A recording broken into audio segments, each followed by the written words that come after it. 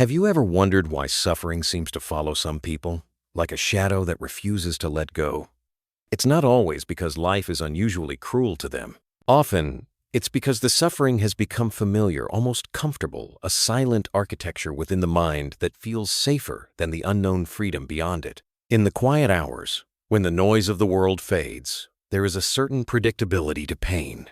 And in that predictability, the psyche can hide from the far greater terror of change. The truth is that much of human suffering is not caused by what happens, but by the meaning assigned to what happens. A single event may wound, but the mind, in its relentless attempt to make sense of it, can carve that wound into a permanent identity. Then the individual becomes not just someone who experienced loss, betrayal, or failure, but someone who is loss, betrayal, or failure. The pain stops being a moment in time and becomes a lens through which every future moment is filtered. Carl Jung understood this with piercing clarity. He spoke of the shadow, the hidden, unacknowledged parts of the self, and how they can sabotage from beneath awareness. The shadow does not only hold what is ugly and shameful, it holds untapped potential, forgotten strengths, and disowned truths. But when left unexamined, it seeps into every interaction, turning even moments of joy into opportunities for fear, mistrust, and self-sabotage. You've seen it before, perhaps in others, perhaps in yourself, the way someone can destroy what they say they want. The relationship they've longed for becomes suffocating once it's real. The career they've worked for suddenly feels unworthy of their effort. They find a way to confirm the same old story. I am not enough. I do not belong. This will not last. It's not that they consciously choose misery. It's that misery has been woven so deeply into their narrative that joy feels like a foreign language they were never taught to speak. The Stoics saw suffering differently. To them, pain was inevitable, but suffering, the mental spinning, the replaying, the attaching of identity to events, was optional. Epictetus warned against giving away the mind's power to things beyond control. Yet this is exactly where many remain trapped, chained not by the events of life, but by the mind's refusal to release them. The great paradox is that the path out of suffering is rarely through escape. The harder one tries to outrun it, the more it embeds itself in the soil of the unconscious. It must be met, faced, examined, not as an enemy to be destroyed, but as a messenger bearing truths too uncomfortable to confront in daylight. The fear, the anger, the grief, these are not defects to be erased, but signals pointing toward the buried roots of the self. And here is where the real transformation begins. The moment the individual stops asking, "Why is this happening to me?" and instead asks, "What is this trying to show me?" In that shift, the narrative loosens.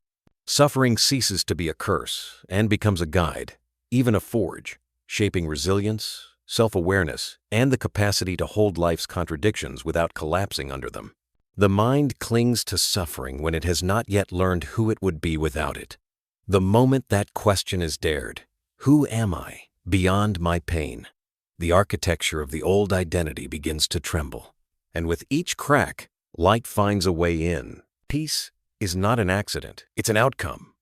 It is born from the decisions made in the quiet moments, when the noise of the world is loud, but the soul chooses stillness. It is forged in the discipline to walk away from what erodes clarity, even when the mind is tempted to linger. Strength is not loud. It doesn't need applause to be real. It shows itself in the small, unseen victories, the morning you get up despite the weight you carry, the day you keep your word when it would be easier to break it, the moment you stand in truth even though no one is watching. The most dangerous kind of growth is the kind that happens in silence. No announcements, no declarations, just change. Real transformation often happens when the attention is elsewhere. It works quietly, like roots deep in the earth, unseen but unstoppable. And when it's time, the results speak without a single word. Every setback carries a seed not just of recovery, but of elevation. Pain is never wasted if it teaches, and failure is never final if it fuels. But this only works when the lesson is faced honestly. Deflecting it only guarantees a repeat. Owning it guarantees growth. Some doors must be closed with gratitude, even if what lies behind them was once good. The past has a way of holding on, not because it still serves, but because it's familiar. But familiarity isn't the same as belonging. Not everything that once fit is meant to fit forever. There is a quiet power in releasing without resentment, in letting go without needing to prove who was right, in choosing forward motion without dragging the weight of explanation behind. The deepest freedom comes when approval is no longer the currency of value. The moment worth is no longer outsourced to the opinions of others. Decisions stop being a performance and start being a reflection of truth. Not every battle is worth fighting. Some are distractions dressed as duty. The real work is knowing which fights matter and which only deplete. Protecting peace sometimes means walking away not because surrender is weakness, but because focus is strength. Joy is not always found in grand victories. Often, it's hidden in the ordinary, in the way light falls through a window, in the sound of rain on the roof, in the first breath after a storm. Noticing these moments isn't a luxury. It's the discipline of refusing to let life's small miracles go unseen. The mind becomes sharper when it is fed with stillness. The heart becomes lighter when it is unburdened by unnecessary noise. And the path becomes clearer when every step is taken with intention, not impulse. There is no need to prove what is already known deep inside. No need to rush what is unfolding at the right pace. The world often demands speed, but true strength moves with precision, not panic. The future is shaped not by the grand plans that never leave the page, but by the small, repeated actions that align with purpose. Consistency beats intensity when it comes to building something that lasts. Every season has its purpose.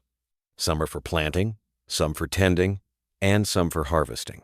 But there are also seasons for rest, not as an absence of work, but as a preparation for the work to come. In the end, nothing is lost by choosing alignment over urgency, depth over approval, and truth over comfort. The path ahead may twist, it may narrow, it may climb, but it will lead exactly where it is meant to as long as every step is taken with clear eyes, steady hands, and an unshakable heart.